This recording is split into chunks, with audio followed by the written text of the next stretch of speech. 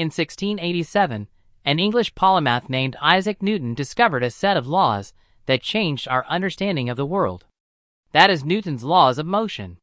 It is arguably one of the most significant sets of laws in science that explain the relation between a physical object and the forces acting upon it. Newton's laws of motion consists of 3 laws. In this video, we are going to explore what these 3 laws are and see how they are applied in real-life scenarios. Newton's first law, also known as the law of inertia, states that objects in motion stay in motion and objects at rest stay at rest unless acted upon by an external force. Basically, the law states that objects like to continue what they are doing. Let's take a ball as an example.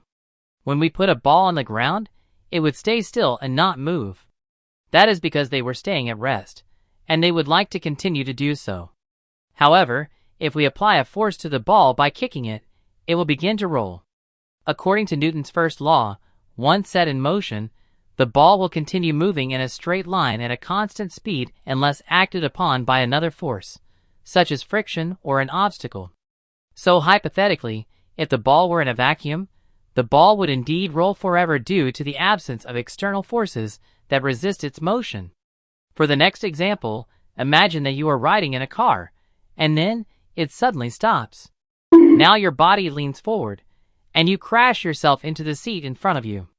This, according to Newton's first law, is due to that even after the car was stopped, your body wants to continue moving forward at the same speed and direction as the car was moving before it stopped. This is also a reason why you should always remember to wear your seatbelts. Newton's second law states that the acceleration of an object is directly related to the net force and inversely related to its mass. This gets us to the mathematical equation. F equals ma, or net force is equal to mass times acceleration. Let's go back to our previous example of kicking a ball. Imagine that you are exerting a small amount of force by kicking it lightly. What you notice is that the ball would have a low acceleration. Now imagine that you are exerting a large amount of force on the ball by kicking it hard. You would now notice the acceleration of the ball to be much higher. The example illustrates the first part of Newton's second law, that the acceleration of an object is directly related to the net force. To demonstrate the second part of the law, where it states how the acceleration of an object is inversely related to its mass, take pushing a chair as an example. When you push a chair without anything forward, it would result in a higher acceleration compared to when a person is sitting on the chair. Notice how the more weight the chair contains, the lower its acceleration is going to be when exerting the same amount of force. That is Newton's second law in a nutshell.